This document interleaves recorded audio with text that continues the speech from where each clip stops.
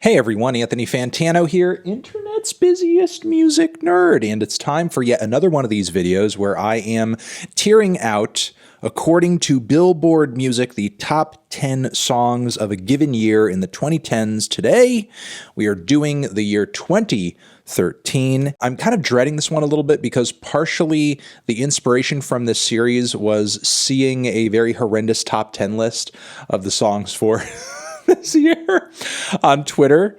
So I knew eventually we were going to get to this year, and we are now here. And yeah, so 2013, let's talk about it. Well, when we're talking about the biggest and best singles of the year, according to Billboard, at number 10, we're not kicking things off too badly. Katy Perry's Roar. This is actually one of her best singles, in my opinion. Vocal performance is on point. Instrumentally, I feel like she kind of evolved past what she was doing on her last record very nicely, with almost like this indie flair with the plinky, cute pianos and the somewhat raw drums. The verses as engaging and as catchy as the choruses, which soar beautifully. Just a good pop tune overall and really inspirational, you know, genuinely an inspirational, fun pop track. Not a mind-blowing track, but a very good pop song overall. But now, as we move on to number 9, we are starting to take a nosedive with the Cruise remix featuring Nelly from Florida Georgia Line. This track is absolutely god-fucking awful. It's actually kind of funny to think that Florida Georgia Line's new stuff, while it is trash, it is a lot better than this. The abuse of autotune on this track makes me feel like I'm listening to a bunch of redneck robots sing their way through this song. The beat absolutely sucks. The distorted guitars are so grainy and like badly processed, they sound like static. They just sound like white noise. The drums have hardly any punch whatsoever. And the inflections and the overall delivery on the vocals is so stereotypically Southern that it sounds like a parody. Like, this is how someone north of the Mason-Dixon would make themselves sound if they wanted to make fun of a person from the South. She got those tan legs, we're cruising. Lyrics are corny as hell. The production and instrumentation just sounds so cheap, sounds like trash. I can't believe this song came out of a professional studio.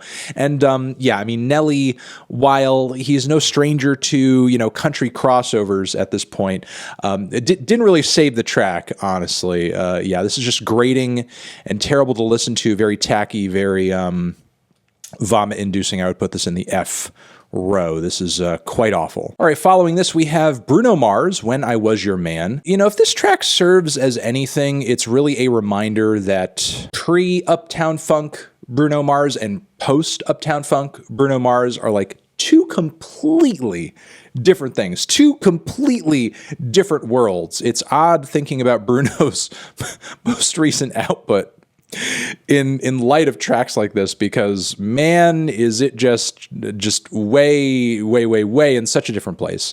Not to say that that makes the song bad or weak or anything like that. This is a pretty standard piano ballad, I would say. Just a very standard, spotlit, sad, heart-achy pop piano ballad. But I wouldn't say it's too basic, though. You know, Bruno's inflections and vocal runs remind me at a few points of like a young Michael Jackson. On top of it, the chord changes across the track are quite tasteful as well, not just like a super basic ass. I'm not going to call out a bunch of songs, but you know, you guys have heard that one goddamn piano progression. We seem to hear at some point each year in a new sad ballad that's kind of ruling the radio waves. This track, I think, is a bit more tasteful, a bit more dynamic on Bruno's part. Nowhere near as funky or as fun or as memorable as some of his more recent singles, in my opinion, but a decent song, a decent recording nonetheless. I would put it in the C row. And believe it or not, on this list, we are going ballad once again. Pink with Give Me a Reason featuring Nate of the band Fun. And yeah, you know, I actually like the tune on this one quite a bit. I think there's good vocal chemistry between Pink and Nate. The production, I think, could use a bit of seasoning. It's a tad bit generic in my opinion, but it gets the job done. I don't love this one. I don't hate this one. I think it's fine. And I've mostly, just for the record, have been very Pink neutral across my music listening, you know, experience across the entirety of my lifetime. I've never really had super strong feelings pro or against Pink. I think she's a fairly decent singer.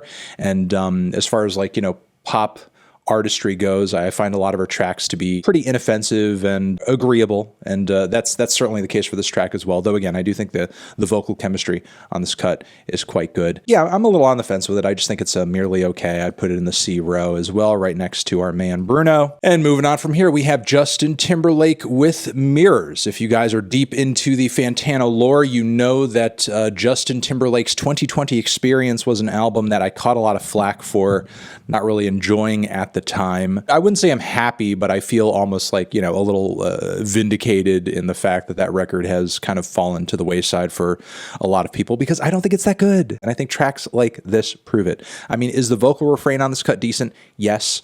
But this project overall, and this song specifically, features some of Timbaland's flattest, weakest, most flavorless production ever. And I think Justin is a pretty average singer as well. I just don't find him all that special as a vocalist, as a lyricist. I think Mirrors is yet another example of that. Is it bad? No. Is it great? No. It just also kind of falls somewhere in the middle for whatever reason in 2013. We were just getting hit with a lot of mid. All right, following here, we have...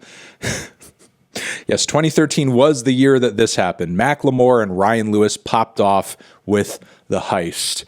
And here's one of two tracks we'll be talking about in this list. Can't Hold Us. Yeah, this one's got that really iconic little, series of piano chords. Very fast, driving, excited beat. And I would call Macklemore's flows on this track quite chipper. Chorus ascends in a way that is quite epic, but still cloying and a little manipulative and desperate to kind of force a sense of grandiosity onto the audience that it hasn't necessarily earned. There are some bars that Mac throws out that, make me regret probably enjoying the song as much as I did when I originally reviewed this record, because if I remember correctly, I gave the Heist a 7. Hate that for me. Yeah, part of me just kind of finds this track annoying now, and I'm just completely out of touch with whatever emotions, positive emotions this track may have mustered. Moving on with a lot of regret onto our next track, we have Bauer's Harlem Shake, which is a huge EDM style trap bop that ruled the internet for a very short period of time because of a very viral video, dance, meme, so on and so forth. That was quite awesome. Taking it out of context of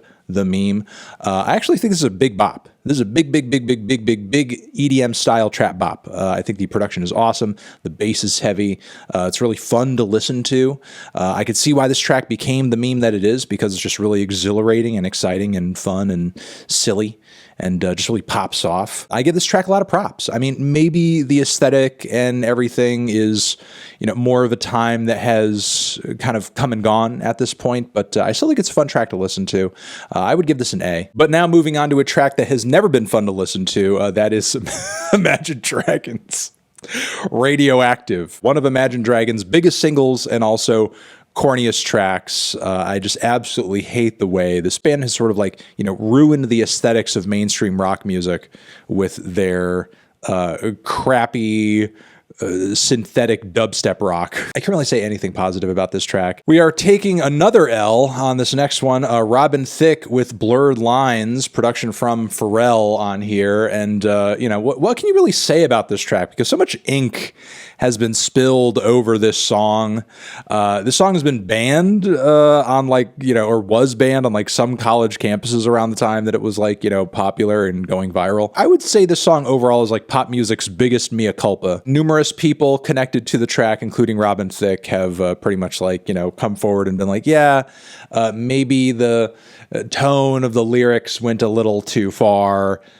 Whoopsie. And yeah, I mean, while the groove, which sounds, very much borrowed from a classic Marvin Gaye song, which, the song was, this track was sued over. Yeah, while the groove is decent, pretty much everything else about the song is not. Tune is mediocre. The vocals from Robin Thicke are mid. Obviously, the lyrics are gross. Big ol' embarrassment that this was kind of Robin Thicke's biggest single ever, and then it just kind of blew up in his face for just, crossing a bit of a line, I suppose. Oh, and then, my God, we have Macklemore Thrift Shop at number 1, according to Billboard, for the best top singles of 2013. What can be said about this track? What can be said about this track? I think at the time when it dropped, I thought it was relatively fun. But now that I'm kind of past all of the hype for it and kind of the craze that it had for the moment that it did, I'm kind of blown away that there was like a Kids Bop version of this song. And I suppose I get it because there are swears, there are naughty words in it. So if you were going to play the song for kids, it probably should be the Kids Bop version. But this pretty much sounds like a Kids Bop song without actually making it a Kids Bop song. Like it's just a Kids Bop song with swears. And I think it had its time. It served its purpose. It did its thing. Now we should look back upon this era with maybe just a tad, just a touch of embarrassment and regret that we were somehow fine with this. Now, I don't say this to be mean. I don't say this to be dismissive toward Macklemore.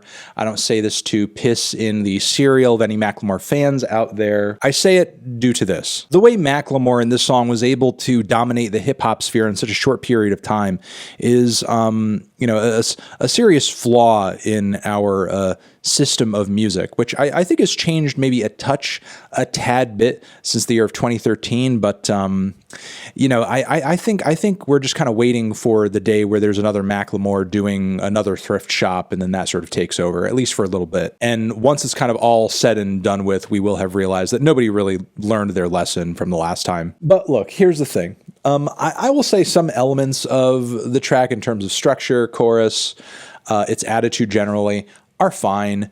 They're fun, but I liken this track and maybe the Macklemore craze of the early 2010s to be a lot like a nice, thick, yummy stick of chewing gum. It's sweet, it hits hard, it gets your mouth all juicy right out of the gate. But, slowly over time, it begins to lose flavor and its novelty wears off. This track was fun on impact, but ultimately has little to no shelf life. That is why I got to put it in the D section, because while it is fun, it is a tad bit obnoxious and annoying. And that is our list for 2013. It's kind of funny because 2012 had some real fire tracks in 2012, but 2013 is... goddamn, a piss poor year. This is a piss poor year for the top 10 tracks according to Billboard. This is a very, very, very poor year. We do not look back upon this year with a lot of fondness, I'll say that. And not to say there weren't good records, that dropped that year in 2013. There are lots of good records that dropped in 2013, frankly. But if you wanted to hear them, you were definitely not looking in the Billboard top 10. I will tell you that much. All right, that's going to be it for this video. Thank you very much for watching. You're the best. Over here next to my head is another video that you can check out. Hit that up or the link to subscribe to the channel. Anthony Fantano, 2013, forever.